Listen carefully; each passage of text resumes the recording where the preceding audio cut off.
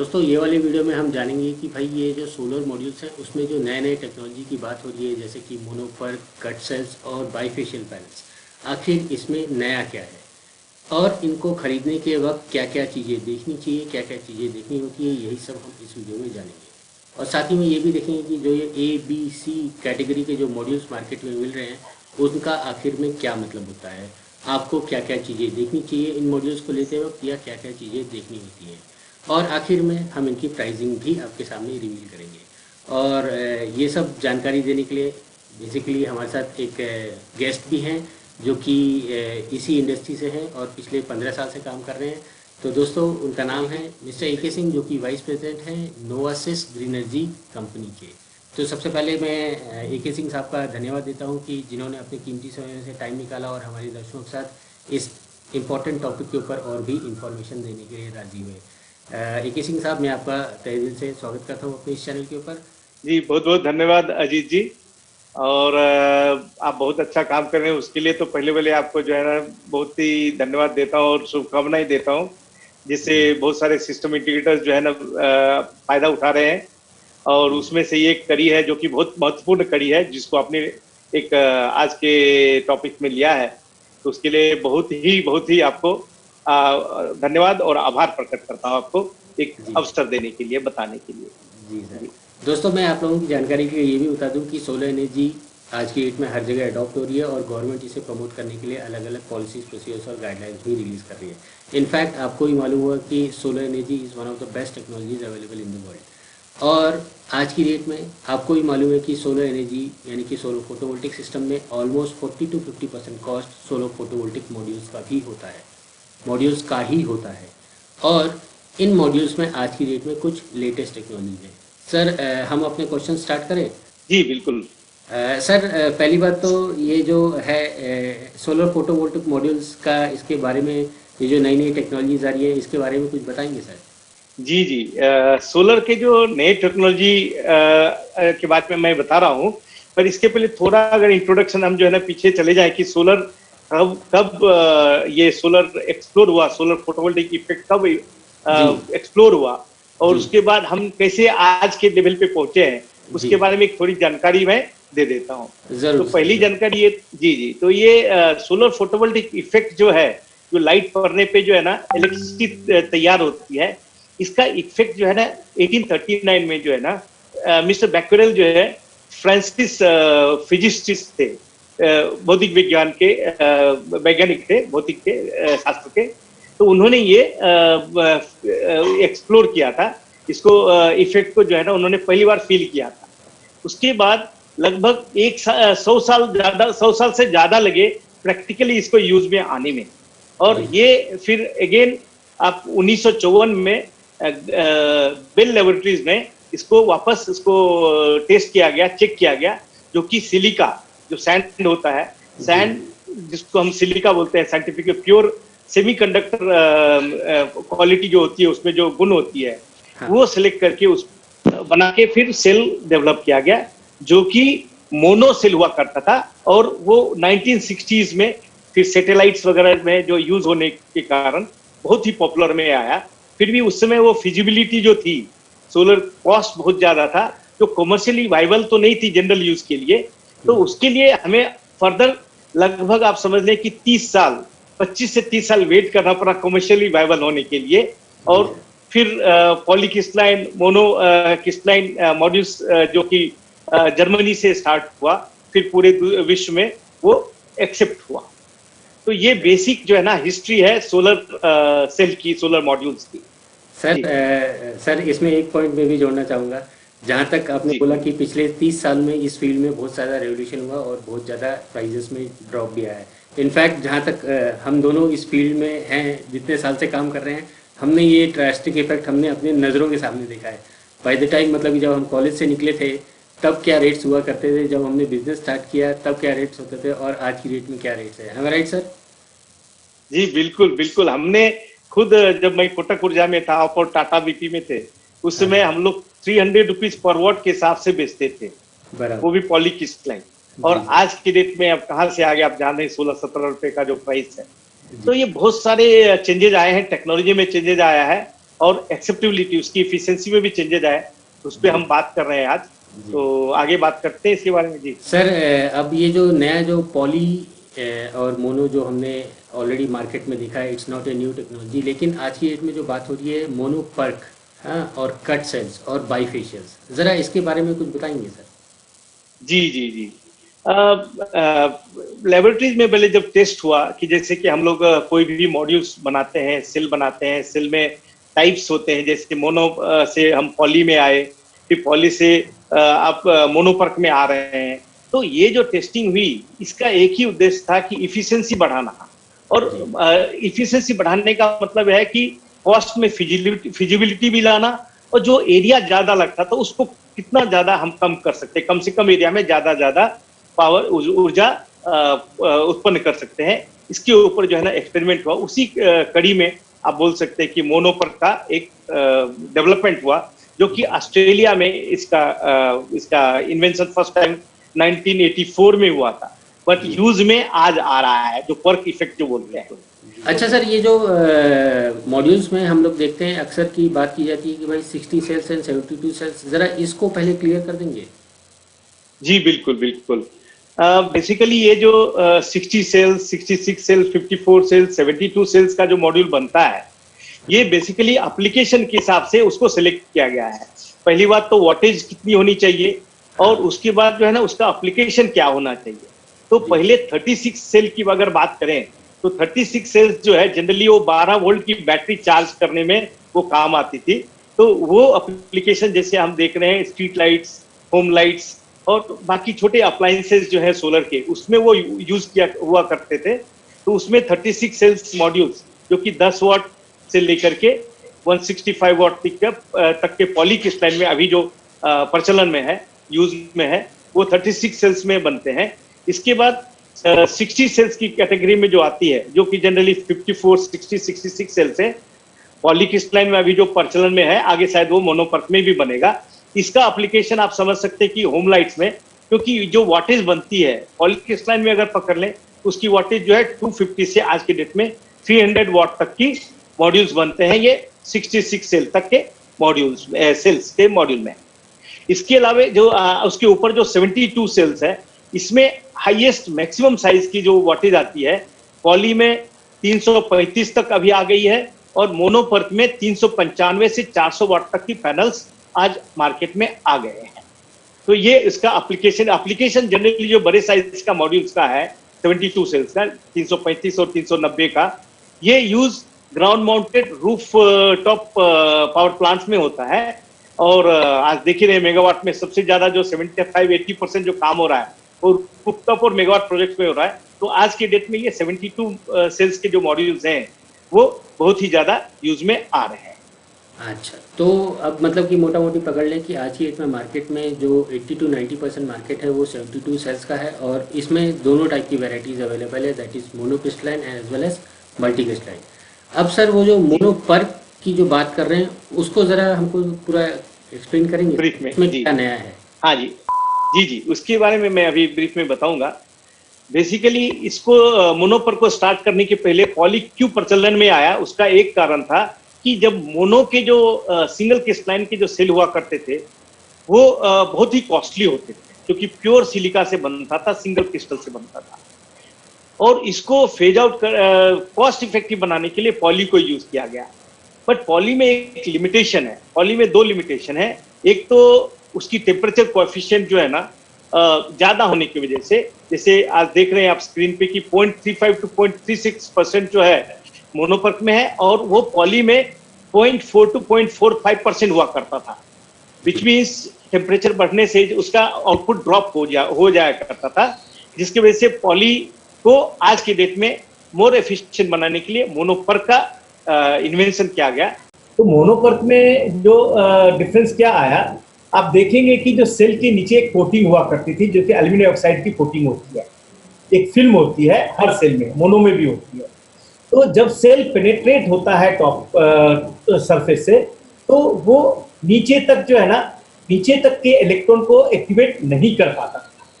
तो जो ऊपर के लेवल का जो करंट ये होता था, इलेक्ट्रॉन एक्टिवेट होता था, तो उसकी इफिशिएंसी जो है मोनो में 17-18% तक 18% तक रह जाती थी। अब इसके ऑक्साइड को इसको क्या किया गया कि एक स्पेशल उसको लेजर या केमिकल प्रोसेस के द्वारा नीचे की सतह को जो एल्यूमिनियम ऑक्साइड है उसको पेनेट्रेट करके को रिफ्लेक्ट किया गया, जिसको हम जो बोलते हैं PERC का फुल फॉर्म जो होता है पैसिवेटेड एमिटर रियर कॉन्टैक्ट। जी इसका मीनिंग है जो पैसिवेटेड एमिटर रियर कॉन्टैक्ट, मतलब जो रियर सरफेस था जो पैसिवेटेड था, रस्टेड था, जिसपे रिफ्लेक्शन नहीं हो रहा था, उसको हम इनर्जाइज कर दिए because of some chemical laser chemical process से। तो इसी के वजह से इसको पर्क बोला गया, जिससे कुछ जो लाइट है जो अंदर तक पेनेट्रेट होकर के रिफ्लेक्ट हुए और ज्यादा से ज्यादा इफिशिएंसी जो है ना हमने उस सेल से पैदा किया, मतलब उसकी इफिशिएंसी ऑलमोस्ट 1% से 1% से बढ़ गई। तो आज की डेट में आप देख रहे हैं कि मॉड्यूल्स का जो इफिशिएंसी जो है मोनोपर का सेम साइज में लगभग आपका मॉड्यूल लेवल पे 2% का एफिशिएंसी बढ़ गया है और सेल लेवल पे तो आप देख ही सकते हैं 2.5% तक का एफिशिएंसी पॉली से मोनो में बढ़ गया है। जी, तो मतलब कि और सर आज की डेट में देखने में ये भी आया है कि आज की डेट में भले ही वो ग्राउंड माउंटेड हो या स्मॉल स्केल हो या रूफटॉप हो, आज की डेट में हर जगह पे मोनोपर की ही बात हो रही है और जस्ट बिकॉज इसमें एफिशिएंसी ज़्यादा है। यहाँ पे एक चीज़ मैं दर्शकों के साथ ये बता देना चाहूँगा कि ये जो एफिशिएंसी की बात हो रही है इसका मतलब ये नहीं होता कि वो ज़्यादा जनरेट कर रहा है। इनफैक्ट एफिशिएंसी का सीधा सीधा मतलब होता है कि उतनी जगह कम लगेगी। एम आई राइट सर?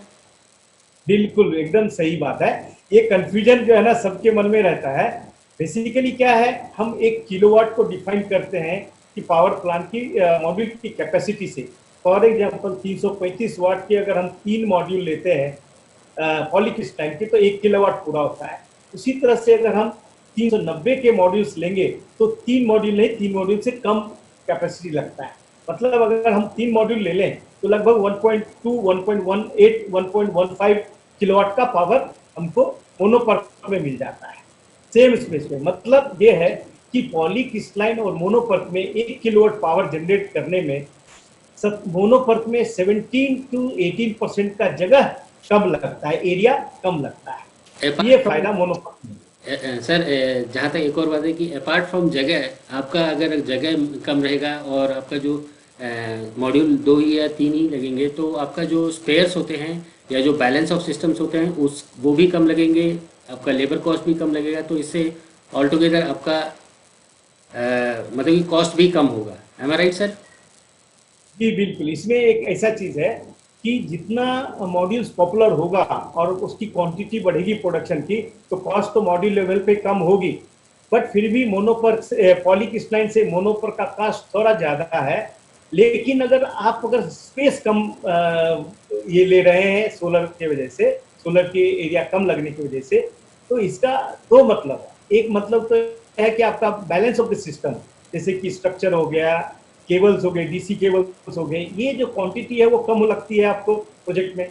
इसके अलावा एरिया, अगर ग्राउंड माउंटेड प्लांट है तो आप समझ सकते हैं कि एरिया अगर आज 4 एकड़ की जगह पे अगर आपको 3 एकड़ जगह में अगर सपोज मोनोपर्क में पावर प्लांट लग जाती है तो आपको डेफिनेटली आपका कॉस्ट, लैंड कॉस्ट बढ़ रहा है। तो ओवरऑल जो प्रोजेक्ट का कॉस्ट है वो बढ़ता नहीं है और एफिशिएंट हो जाता है और बेहतर मोनोपर्क की वजह से आपको बेहतर प्लांट मिलता है। इसके अलावा मोनोपर्क का एक और फायदा है, जो मोनोपर्क का जो आपका टेम्परेचर कोफिशिएंट की जो हम बात कर रहे थे कि हाइयर टेम्परेचर क्लाइमेट में, जैसे इंडिया बहुत हॉट क्लाइमेट है, ओवरऑल आप बोल सकते हैं कि एवरेज टेम्परेचर अगर बोला जाए साल का तो 35 to 40 डिग्री एवरेज टेम्परेचर आता है। उस हिसाब से अगर हम लोग जो पैनल्स है वो 25 डिग्री सेल्सियस पे स्टैंडर्ड टेस्ट कंडीशन में उसको यूज करते हैं, उसका आउटपुट चेक करते हैं, जिसका वाट पीक हम बोलते हैं कि 490 वाट पीक ये जनरेट करेगा under standard test condition. But because of temperature coefficient, जो क्लाइमेट में जो टेम्परेचर बढ़ता है तो पर डिग्री के ऊपर उसका जो है ना ड्रॉप होता है, मोनोपर्क में वो बाकी पॉली के हिसाब से कम होता है, जिसकी वजह से एक आप समझ सकते हैं कि इनिशियल जनरेशन सुबह जल्दी जनरेट होगा और लेट तक जनरेट होगा। दोपहर में टेम्परेचर हाई होने के बावजूद भी इफिशिएंसी ड्रॉप कम होगा।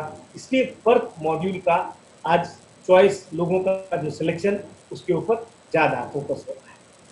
अच्छा सर, अच्छा अशोक सर, ये तो हो गया भाई पर्क मॉड्यूल। अभी पर्क में भी कट सेल्स आने लग गए हैं। अब ये कट सेल्स होने का क्या मतलब है और उससे क्या फायदा हो रहा है, जरा वो भी बता देंगे सर? हाँ हाँ, जी जी जी। तो हम अभी ये कट सेल में जो आप देख रहे हैं, हाँ। कट सेल जो है वो पॉली में भी अप्लाई हो सकता है और मोनो में भी अप्लाई होता है। हम्म। अगर हम कट सेल कर लेते हैं, हाफ कट सेल जिसको बोलते हैं, तो हाफ में अगर कट कर लेते हैं तो ये डिफरेंस जो है बेसिकली कट सेल और फुल सेल में, हम फुल सेल से कंपेयर करते हैं। जब आप फुल सेल मॉड्यूल का जो है आप पोजीशन देखें तो नॉर्मल साइज जो होता है 2 मीटर बाय 1 मीटर का पैनल होता है, जहां पे जंक्शन बॉक्स है टॉप पे ऊपर लगा होता है, और हर सेल का जो आउटपुट है वो जंक्शन बॉक्स से कनेक्ट होता है, फिर वहां से हम आउटपुट लेते हैं। अब आप समझे कि जब लाइट पड़ती है पैनल पे तो इलेक्ट्रॉन का जो ट्रेवल होता है, करंट का जो ट्रेवल होता है, वो पूरे सेल में नीचे तक 2 मीटर जाकर के फिर ऊपर तक आती है। अब इस प्रोसेस को, ये डिस्टेंस में रेसिस्टेंस जो है करंट को ज्यादा मिलता है। अब हाफ कट करने की वजह से क्या हो गया कि हाफ कट करने की वजह से जंक्शन बॉक्स बीच में यूज करने की वजह से सेल का जो रेसिस्टेंस है, जो ट्रेवल करंट का जो करंट फ्लो होता है उसका जो रेसिस्टेंस है, रेसिस्टेंस वो रेसिस्टेंस कम हो जाता है, क्योंकि ट्रेवल पाथ कम हो जाता है। तो ट्रेवल पाथ कम होने की वजह से रेसिस्टेंस कम हो जाता है, तो जो करंट मिलते हैं वो हमको नॉर्मल पैनल से ज्यादा मिलते हैं। मतलब आप समझ सकते हैं कि लगभग 0.1 to 0.2% जो losses because of full cell में होता था ट्रेवल की वजह से, वो कम हो जाता है कट सेल में। तो आप एक एग्जांपल मैं बताऊंगा कि 335 का अगर मॉड्यूल है, 72 सेल में बनते हैं, अगर वो कट सेल में यूज किया जाता है, 72 को दो साइड में यूज किया जाता है, टोटल 144 हाफ कट सेल में बन जाता है। तो उस केसेस में पॉलीक्रिस्टलाइन की आउटपुट 335 से 340 342 वाट पीक तक हो जाती है। और वही मोनोपर्क में जो होता है, वो मोनोपर्क में 390 का फुल सेल में जो बनता है, या 395, हम लोग नोवासिस जो है 395 तक दे रही है फुल सेल में। अगर उसको हम हाफ कट सेल में बनाए तो हम लोग 400 से 410 वाट तक जो है हम आउटपुट हाफ कट में दे सकते हैं। तो इसका फायदा ये हो गया कि आपको फिर अगेन इफिशिएंसी पैनल की बढ़ गई, एरिया कम लगी, और जो भी हो 1 और 2% से आपका ये फायदा हो गया इसके टोटल इसमें एरिया में और बाकी के में। मतलब कि ये टोटल ये सब मिला के आपको हायर एफिशिएंसी, सेम एरिया लग रहा है और उसमें हायर एफिशिएंसी मिल रही है। अच्छा सर, इसमें अभी मोनोपर्क भी हमने समझ लिया, मोनोपर्क का कट सेल्स भी समझ लिया। अगर कट सेल्स को सीधा सीधा समझा जाए तो ये एक ही फ्रेम है जिसमें दो मॉड्यूल चीज़ें आ गई हैं। और इसका एक हाँ एडवांटेज जो हमने सुना है कि सर अगर इसमें शैडो इफेक्ट पड़ता है तो इसमें पूरा मॉड्यूल नहीं ऑफ होता और इसमें आधा तो चल ही रहा होता है।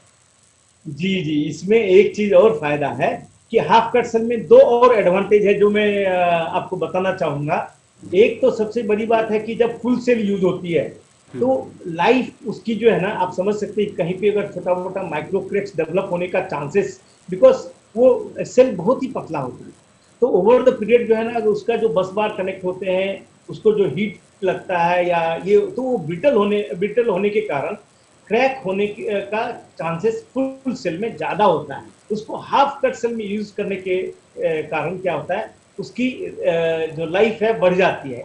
आप ये मैं बोल सकता हूँ कि हाफ कट में जो बाकी नॉर्मल सेल में, फुल सेल में 25 साल का जो वारंटी देते थे, इसमें हम 27 से 30 साल तक का वारंटी दे सकते हैं। ये आज की डेट में लोग प्रिडिक्ट कर रहे हैं, और वो ये जो थ्योरेटिकली प्रूव है, हो सकता है आगे लोग 30 साल तक का वारंटी देने लगे हाफ कट सेल में।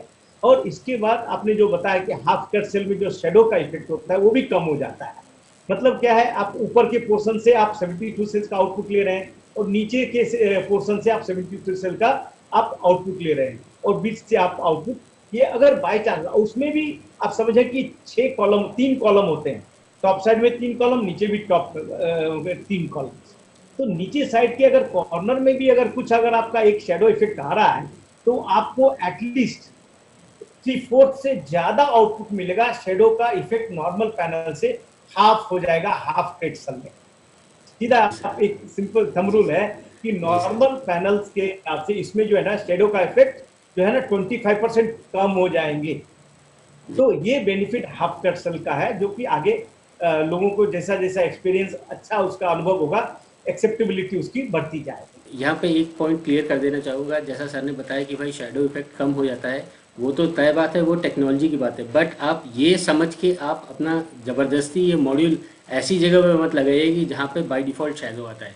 जो रूल्स हैं वो रूल्स पहले भी थे और वही रूल्स अभी भी फॉलो करने हैं। आपको ये मॉड्यूल्स शेडो फ्री एरिया में ही लगाने हैं, जिससे कि इसकी परफॉर्मेंस आपको बेहतर मिले। एम आई राइट सर? बिल्कुल एकदम सही सर। अच्छा सर, अब एक और क्वेश्चन ले लेते हैं। अभी हमने पर्क समझ लिया, हाफ कट सेल भी समझ लिया, अभी ये जो है बाईफेशियल सेल्स, ज़रा इसके बारे में भी बता देंगे सर? जी जी बिल्कुल बिल्कुल, हम लोग बायफेशियल के स्क्रीन में जाते हैं। मोटा मोटी इसका थोड़ा इंट्रोडक्शन मैं दे देता हूँ बायफेशियल का। बायफेशियल का मतलब ये होता है कि डबल साइड्स।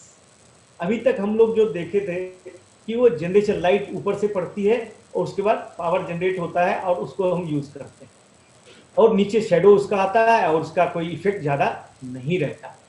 हमने इसके पहले वाले स्लाइड में देखा कि पिछले वाले स्लाइड में जो आप बात कर रहे थे कि नीचे एक कोटिंग होती है एल्यूमिनियम ऑक्साइड की, जो फिल्म कोटिंग होती है। इस केसेस में हम क्या करते हैं, वो कोटिंग को निकाल देते हैं और सन को पास अलाउ करते हैं पास करने की। तो इसमें क्या होता है, उस सेल में ऊपर से जो जनरेशन तो होता ही है, नीचे से जो रिफ्लेक्टेड लाइट्स आती है, वो रिफ्लेक्टेड लाइट भी जो है नीचे के पोर्शन को एक्टिवेट करती है और उसके बाद उससे एडिशनल पावर हमको मिलता है। वो तो जो एल्बिडो इफेक्ट होता है उसकी आप बात कर रहे हैं सर? हाँ जी जी, सरफेस एल्बिडो मतलब ये रिफ्लेक्टेड लाइट को एल्बिडो बोलते हैं जी जो क्वांटिटी अमाउंट ऑफ लाइट जो रिफ्लेक्ट होके मिलती है उसको एल्बिडो बोलते हैं। जी तो सरफेस वो डिपेंड करता है सरफेस की क्वालिटी पे, आपका सरफेस कैसा है, वो जैसा जितना अच्छा रिफ्लेक्टेड एरिया होगा उसकी आउटपुट उतनी ज्यादा मिलेगी। तो एक एग्जांपल हम समझ लें, ये बाइफेशियल जो मॉड्यूल है ये मोनोपर्क में और आप समझ लीजिए मोनोपर्क में भी हो सकता है, हाफ कट में भी बाइफेशियल बन सकता है। तो ये सब हाफ कट के जो फायदा है वो भी उठा सकते हैं। और उसके अलावा जो टॉप सर्विस का जो फुल सेल हाफ कट से विदाउट बाइफेशियल में जो मिलते थे, नॉर्मल मोनोपर्क में मिलते थे, वो आपने समझा 390 या 400 वॉट तक का जो आउटपुट मिलता था। इसके अलावा रिफ्लेक्टेड लाइट से बाइफेशियल में जो मिलेगा वो आपको लगभग 15 to 30% या इन सम केसेस आप 50%, प्रैक्टिकली तो आप 30% तक डेफिनेटली आप ज्यादा जनरेशन बाइफेशियल से ले सकते हैं because of reflected light generation के। अच्छा सर, अशोक सर, ये जो बाईफेशियल की बात हो रही है, ये कहीं वो हमारे जो पहले हम इस्तेमाल करते थे BIPV, ये कुछ वैसे ही तो नहीं है? जी नहीं, बिल्कुल नहीं, उससे हमको इनको कोई संबंध नहीं है। अब ये टेक्नोलॉजी जो है बाइफेशियल है, इसको बिल्कुल हम BIPV के जैसा भी यूज कर सकते हैं, रूफटॉप में भी यूज कर सकते हैं और ग्राउंड माउंटेड प्रोजेक्ट पे भी यूज कर सकते हैं। अब ये बाइफेशियल जो है, जो सेल है, इसमें जो सैंडविच होता है, इनकैप्सुलेशन जो बोलते हैं, ये आइदर ग्लास टू ग्लास हो सकता है या ग्लास का ट्रांसपेरेंट बैकशीट से हम उसको इनकैप्सुलेट करते हैं जिससे कि लाइट पास ऑन होता है। Okay okay. अच्छा सर, इसमें एक पॉइंट और है, जैसे आपने बताया कि भाई जो सोलर सेल है उसके सामने से तो जो बिजली मिल रही है वो तो मिल रही है, बहुत सही बात है, वो उतना जनरेट कर रहा है, और जो पीछे से है वो भी रिफ्लेक्ट होके जितना भी वो कैप्चर कर सकता है वो कैप्चर कर रहा है। सर, इसमें कहीं ऐसा तो नहीं कि पीछे से भी कोई एक अलग से सेल लगाया हो, ऐसा तो नहीं है? जी बिल्कुल, इसमें जैसे अभी तक हम लोग PN जंक्शन की बात करते थे, इसमें PN और NPN की हम बात कर रहे हैं, बिल्कुल वही इफेक्ट है। अगर थोड़ा इफेक्ट जो है ना हम कोटिंग कर लेते हैं, लेकिन इसमें कॉस्ट का एक बताना चाहता हूं कि ज्यादा फर्क नहीं पड़ता इस प्रोसेस में। सिर्फ नीचे जो NPN जंक्शन जो बनते हैं, जैसे NP की बात करते थे पहले, अब NPN जंक्शन की बात करते हैं, जिससे क्या होता है कि नीचे से भी हम उसको इलेक्ट्रिसिटी पैदा, ये बेसिक फंडा बिल्कुल आपने सही बताया, ये है। तो मतलब कि अगर मोटा मोटी समझा जाए तो इसमें जैसे 3.2 mm का सामने से ग्लास आता था, वो 3.2 + 3.2 और बीच में इसको सैंडविच कर सकते हैं, एक तो ऑप्शन वो है, या फिर 3.2 उसके बीच में मॉड्यूल, और नहीं उसके बीच में सेल, और उसके पीछे आपका एक ट्रांसपेरेंट बैकशीट रहेगा। ये दो चीज आपको क्लियर करना चाहूंगा, जी, ये भी इसमें हम आपको थोड़ा आइडेंटिफाई मतलब क्लियर करना चाहूंगा कि जब हम ग्लास टू ग्लास जब हम एनकैप्सुलेट करते हैं तो उसमें 3.2 mm का ग्लास नहीं यूज होता है, उसमें 2 mm और 2 mm का ग्लास मिलकर के उसकी जो साइज थिकनेस जो है ना 4 mm हो जाती है, क्योंकि हमें ग्लास का वेट भी जो है ना कंट्रोल करना है। पैनल्स का, पैनल्स के वेट बढ़ जाएंगे, फिर वो बाकी उसके साइड इफेक्ट आएंगे। और इसके अलावे अभी हमने देखा बेहतर रिजल्ट जो है 3.2 mm की जो नॉर्मल ग्लास है उसको हम ट्रांसपेरेंट बैकशीट, नॉर्मल जो व्हाइट बैकशीट हुआ करती थी उसकी जगह पे ट्रांसपेरेंट बैकशीट अगर यूज कर देते हैं तो वेट बढ़ती भी नहीं है और उसको हम फ्रेम और विदाउट फ्रेम दोनों तरह से यूज कर सकते हैं, जिसको लेकिन फ्रेम अगर बना लगा के नहीं, अगर सर 2 mm का ग्लास ले रहे हैं और बैक शीट में आप ट्रांसपेरेंट यूज़ कर रहे हैं, तो उसमें फिर अप्रूवल्स जो हम लोग देखते हैं, जो BIS हाँ अप्रूवल है, वो सब कैसे मिलता है सर? हाँ, नहीं इसमें आज की डेट में वैसे भी अभी बाइफेशियल का जो BIS है या IC सर्टिफिकेशन ये अभी प्रोसेस में है, आया नहीं है। बट एक चीज मैं बताता हूँ कि जो प्रूवन है 3.2 और विद बैकशीट वही चलेगा, क्योंकि 2 mm जैसी ग्लास थिकनेस कर देंगे तो वो लाइट तो हो जाएगा बट वो वीक भी हो जाएगा। तो इसके वजह से अब ग्लास टू ग्लास में 2 mm इसलिए किया गया कि जो इनकैप्सुलेशन है वो टोटल थिकनेस 4 mm की हो जाती है, बट यहाँ पे 3.2 mm जो पैरामीटर्स है डिफाइन किया हुआ उतना हम ट्रांसपेरेंट बैकशीट के साथ ये फुलफिल कर रहे हैं। उतना मैच करना ही करना है, हैं?